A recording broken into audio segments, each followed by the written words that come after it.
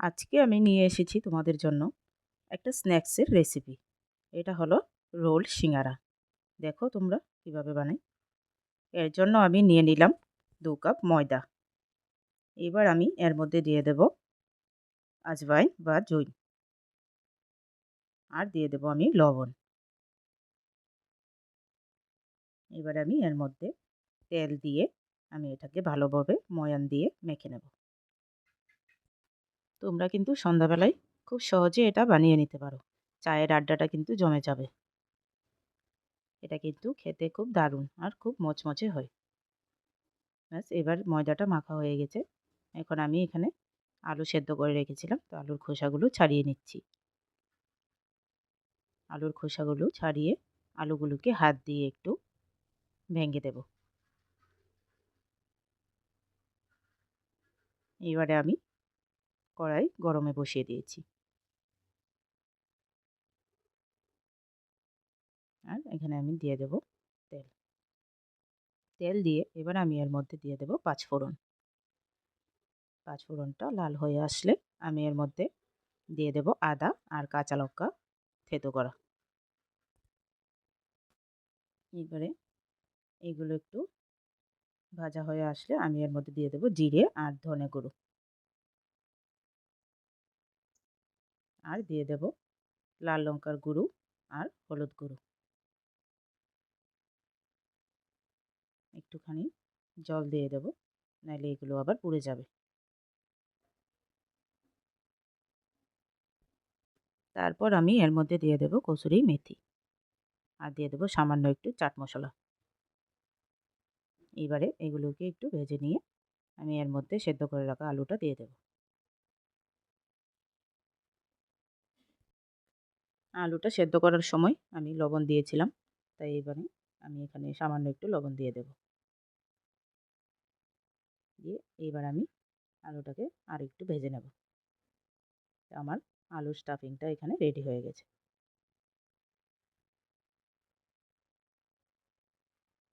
এবার এটাকে আমি নামিয়ে নেব।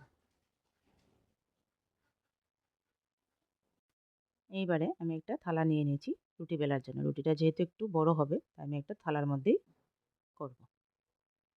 এইখানে আমি ময়দাটা নিয়ে এখানে এর মধ্যে তেল দিয়ে আমি এবার রুটিটা বেলে নেব।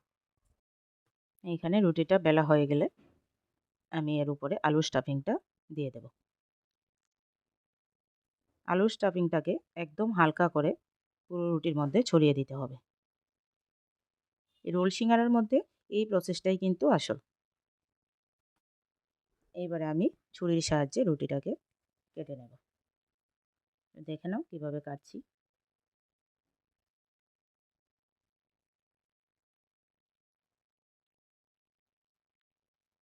থালাটাকে ঘুরিয়ে ঘুরিয়ে কাটবো।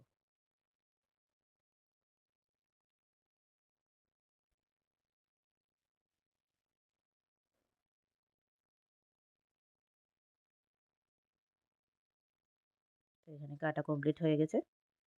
এবার দেখো এইভাবে আমি একটা একটা করে ঘুরিয়ে ঘুরিয়ে বানিয়ে নেব রোল সিঙ্গারা। একই প্রসেসে আমি সবগুলো বানিয়ে নিচ্ছি। খুবই সহজ, কিন্তু দেখলে অনেকটা কঠিন মনে হয়, কিন্তু বানানোর সময় বুঝতে পারবে একদমই সহজ।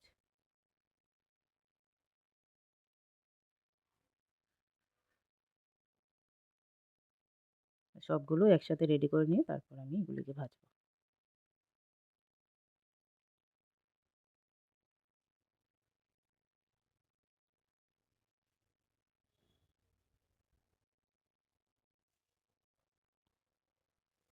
তো এগুলো বানানো কমপ্লিট।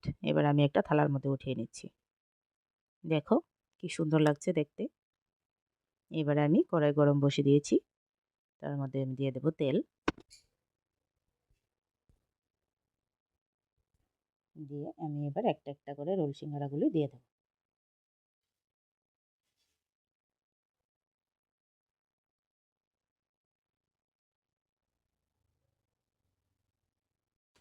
এগুলো কিন্তু মোটামুটি লো ফ্লেমে আমার ভাজতে হবে, তাইলে একদম ভেতর থেকে মচমচে হয়ে যাবে।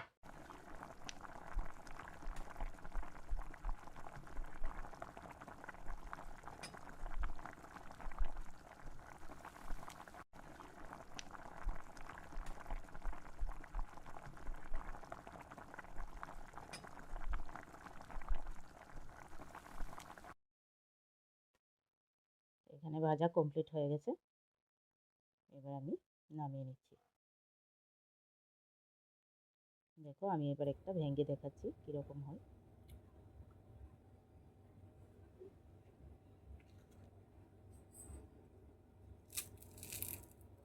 আওয়াজটা দেখো কীরকম। এই রেসিপিটা যদি তোমাদের ভালো লাগে আর আমার ভিডিওটা যদি তোমাদের কাছে ভালো লাগে, আমার ভিডিওতে লাইক কমেন্ট করবে আর ভিডিওটাকে শেয়ার করে দেবে।